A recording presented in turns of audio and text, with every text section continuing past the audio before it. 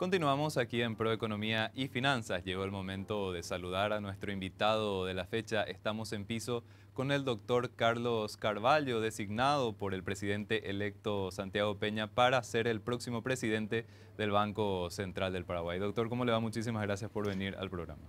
Muy buenos días, Eduardo. Muchas gracias siempre por la invitación y bueno, ya creo que soy un invitado recurrente acá en tu programa, así que un placer siempre. Muchísimas gracias, doctor. Teniendo en cuenta ya lo que sería, bueno, el próximo desafío como presidente del Banco Central, doctor, también le queríamos preguntar y ver un poquitito la actualidad y el análisis respecto a lo que es, por ejemplo, la inflación y, bueno, también lo que serían los desafíos en torno a la política monetaria para el BCP. Pero en primer término, doctor, si hablamos de inflación, teniendo en cuenta los datos, por ejemplo, del mes de julio, se tuvo una inflación otra vez de 0%, una interanual por debajo inclusive del objetivo y señales positivas en este camino de convergencia a la meta del BCP. ¿Qué análisis, doctor, le parece que se puede hacer con estos datos y cómo le parece que estamos encaminados para el cierre del año? Bueno, Eduardo, como dijiste, digamos, estamos viendo un comportamiento de la inflación que converge, digamos, en forma aparentemente sólida, digamos, hacia la meta prevista por el Banco Central. eh, en términos de la inflación total, digamos, aquella medida por el IPC, por la dinámica del IPC. Lo que vemos es lo que tú dijiste, o sea, hoy en términos interanuales la inflación está ya por debajo de la meta del Banco Central. Por tercer mes consecutivo no tenemos una inflación mensual positiva, digamos, o sea, fueron dos medidas, 0% de inflación y en el medio inclusive una inflación negativa, una deflación, digamos. Y por lo tanto yo creo que esas son señales muy positivas en términos de los objetivos que se perseguían, digamos, con la política monetaria. Eh, pero no hay que mirar solo, digamos, el comportamiento de la inflación eh, total, sino que también de las medidas subyacentes de inflación. Ahí también vemos algunas señales positivas. La inflación subyacente también está, digamos, en torno a la meta de 4,2% interanual. Y la que está todavía un poquito elevada, pero también con una tendencia firme, es la inflación X1, digamos, sin frutas y sin frutas y combustibles, sin precios regulados. Y bueno, esa está todavía en torno, digamos, al techo del rango meta, digamos. Pero a lo que voy, la dinámica, digamos, es la misma, todas van para abajo, todas convergiendo bien, digamos, ¿verdad? Por lo tanto, yo creo que si nosotros evaluamos la eficacia del instrumento que tenemos, digamos, para combatir la inflación, que es el enfoque de metas de inflación, en el BCP creo que la eficacia del instrumento está aprobada. Y, sobre, y además de la eficacia del instrumento, yo creo que la construcción de credibilidad en torno al instrumento sobre la base de la fortaleza institucional del BCP es un activo que también de alguna manera apoya este proceso. Es por eso que de alguna manera nosotros, digo nosotros como país, el BCP, digamos como institución, logró de alguna forma combatir, digamos, este proceso inflacionario post pandemia y en comparación con otros países de la región y el mundo, digamos, sin un sacrificio monetario excesivo, digamos. Ahora nosotros nos quedamos en 8,5% de tasa de política monetaria, una tasa interbancaria también que está ahí. Y con eso de alguna manera fue suficiente para converger. Hay otros países que tuvieron que subir la tasa de política monetaria a 2 dígitos, digamos. Entonces yo creo que la eficacia del instrumento está probada. Estuvo probada en el 2008 en un fenómeno diferente a que vivimos en este periodo y está probada, digamos, en este periodo donde la inflación no solamente fue un mal endémico a nivel mundial, sino que las persistencias, digamos, del choque fueron realmente muy fuertes y pusieron a prueba, digamos, en los diferentes países la eficacia de sus instrumentos de combate a la inflación y nosotros acá creo que pasamos la prueba de forma muy importante. Ahora también hay que decir, digamos, que como hablamos, digamos, en épocas, en charlas anteriores, todavía a nivel mundial reina cierta incertidumbre. En comparación con la última conversación que tuvimos, yo creo que esos riesgos y esas incertidumbres se han moderado en el margen. Por lo tanto, se ha despejado, digamos, ciertos elementos negativos a futuro, me parece. No del todo, pero sí en forma relevante, me parece. Todavía, digamos, los niveles de precios, digamos, el IPC continúa relativamente elevado. Todavía el indicador de difusión de la inflación está por encima del promedio histórico, pero yo creo que la tendencia pareciera ser firme. Todavía estamos en el primer semestre y el efecto base sigue operando. Digamos, considerando que el año pasado, digamos, el IPC de este año estamos comparando con el IPC del año pasado, donde tuvimos inflaciones de 2 dígitos, digamos, por ejemplo. Pero parece que la información que tenemos es de una tendencia sólida. Digamos. En términos de perspectiva, el BCP de alguna manera está esperando cerrar el año con una inflación en torno a la meta, digamos, o sea, 4,1%, básicamente. Entonces, las informaciones son buenas en general.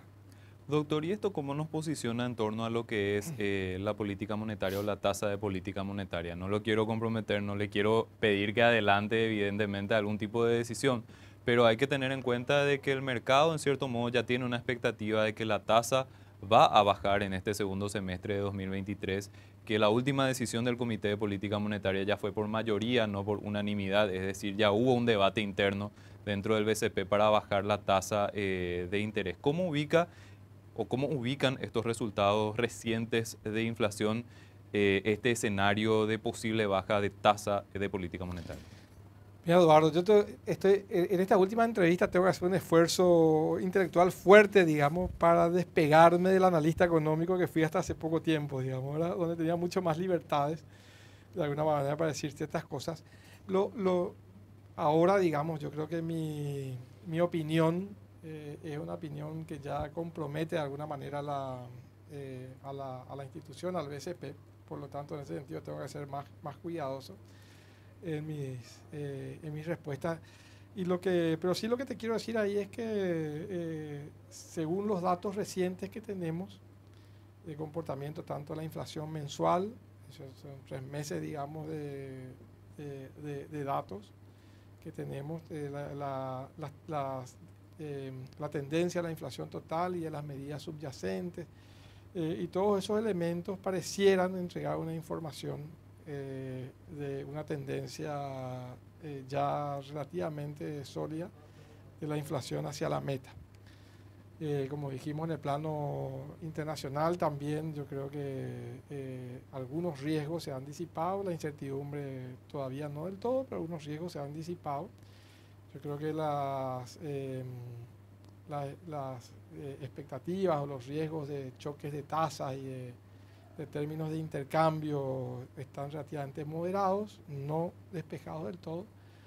Y en ese escenario yo creo que la información es que la convergencia está por buen camino.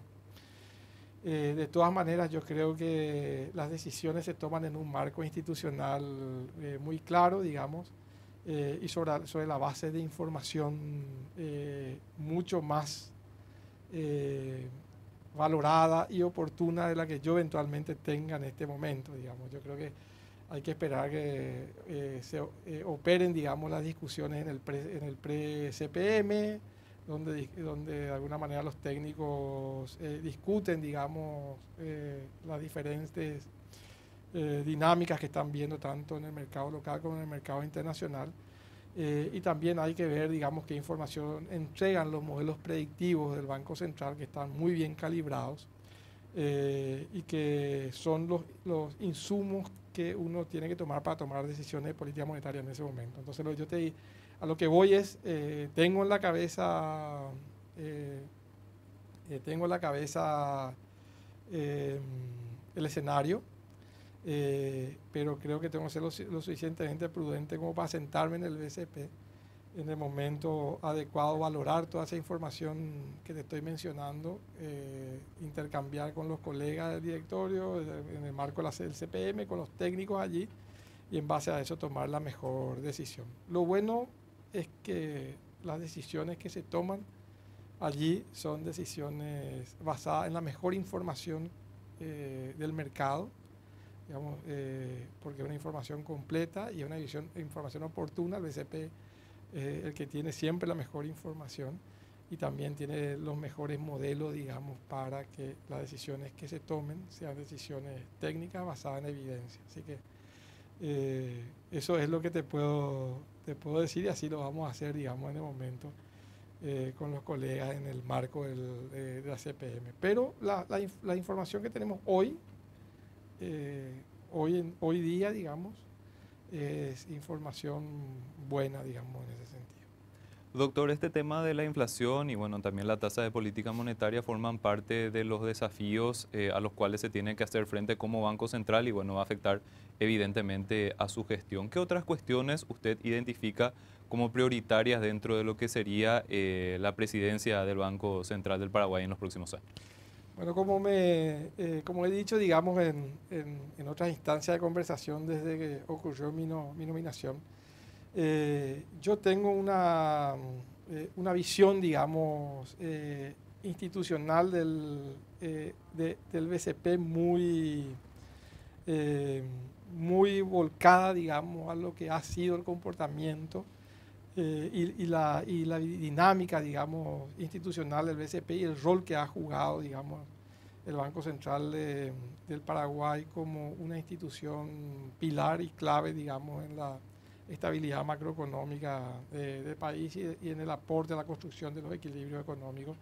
Y finalmente lo que es, digamos, toda la resiliencia económica de nuestro país, que afronta choques de diferentes naturalezas y sale rápidamente de esos choques porque tiene libertad económica en primer lugar, o sea, los precios en general se mueven libremente, son buenos transmisores de información y por lo tanto permiten a los agentes económicos identificar en forma adecuada la naturaleza del choque y tomar las mejores decisiones de básicamente invertir, consumir, ahorrar y otras decisiones que se toman en ese marco.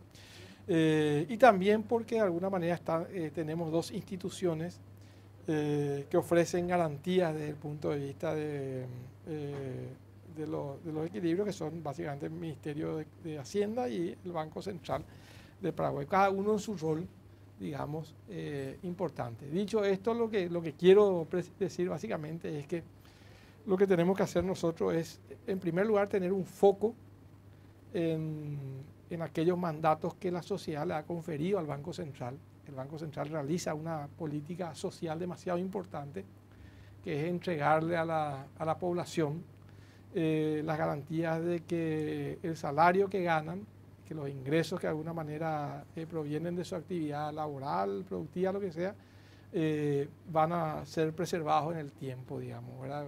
O sea, van a enfrentar un escenario donde la inflación va a ser baja y estable. Ese es el primer mandato que la sociedad le adjudicó al Banco Central. Yo creo que el Banco Central ha venido haciendo una excelente política social en ese sentido, ¿verdad?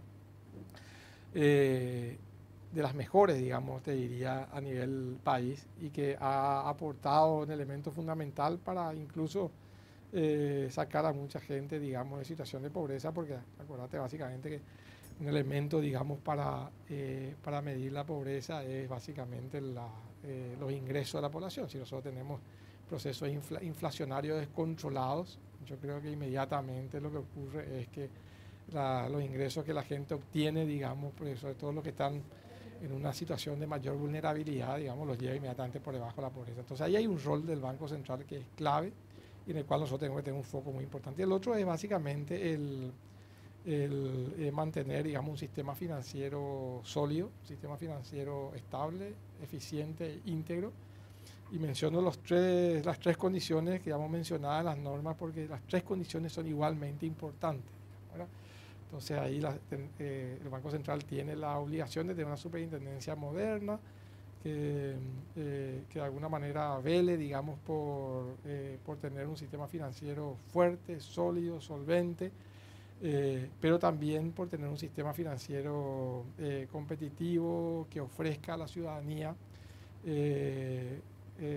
los productos que sean eficientes y eficaces para resolver sus problemas de microfinanzas personales. Eso significa básicamente que el sistema financiero tiene que jugar un rol de inclusión financiera muy importante también, digamos, e íntegro, básicamente apuntando a que la gobernanza, el gobierno corporativo, las entidades del sistema financiero tiene que seguir estándares internacionales para garantizar que los otros dos aspectos también se cumplan. Entonces yo creo que ese foco tiene que ser claro. Nosotros no podemos distraernos si esos dos elementos no están garantizados. Yo creo que hoy en día sí lo están, pero no tenemos que perder el foco porque eso es básicamente un trabajo cotidiano, digamos, en el Banco Central. Y bueno, y después hay otro desafío muy importante. El Banco Central tiene que seguir invirtiendo fuertemente en su capital humano, que es lo que lo ha hecho una institución como la que es, una institución del Estado con funcionarios que responden a intereses de Estado, digamos, y que permiten, como un activo muy importante del Banco Central, su capital humano es lo que le da la fortaleza y le permite transitar los ciclos y los avatares políticos de una forma normal, sin mayores sobresaltos, digamos. Entonces, eso tiene que ver básicamente con el hecho de que hoy la plana técnica del Banco Central es lo suficientemente sólida, fuerte, de los mejores, digamos, compite sin problema con cualquier banco central de cualquier país del mundo. Y sobre todo le otorga, digamos, esa libertad técnica y ese ejercicio de la autonomía que el Banco Central requiere, digamos. Es un activo importante. También hay un desafío fuerte en seguir fortaleciendo el sistema de pagos. Yo creo que el Banco Central ha jugado un rol fantástico, digamos, en ofrecer a la ciudadanía un sistema de pagos sumamente eficiente. Hoy somos de los pocos países de la región que tienen un sistema de pagos 24/7. Digamos, creo que solo México y Brasil después tienen un sistema de pago tan avanzante, digamos, que funcione 24 horas y tan eficiente como el nuestro, digamos, ¿verdad? Que es básicamente en el momento. Y hay ahí muchas mejoras que se están haciendo en ese sentido ahora, como vos sabés, ¿no? Se están introduciendo también muchos elementos nuevos al sistema de pagos, que básicamente no me quiero extender demasiado en ese sentido, pero yo creo que ese es otro factor fundamental, porque en la medida que el sistema de pagos siga creciendo, siga generando confianza en la población, etcétera, vamos también a ir generando los incentivos adecuados como para que el efectivo vaya perdiendo, digamos, su importancia en las transacciones en el país, y eso es bueno porque otorga seguridad, otorga trazabilidad, una cantidad de otras cuestiones. Entonces los desafíos son siempre muy grandes y muy importantes. Lo importante aquí es decir que el BCP es una institución que puede siempre mirar al futuro, porque construye siempre sobre lo que se hizo adecuadamente en el pasado, y por eso es básicamente una institución de Estado y no una institución de gobierno.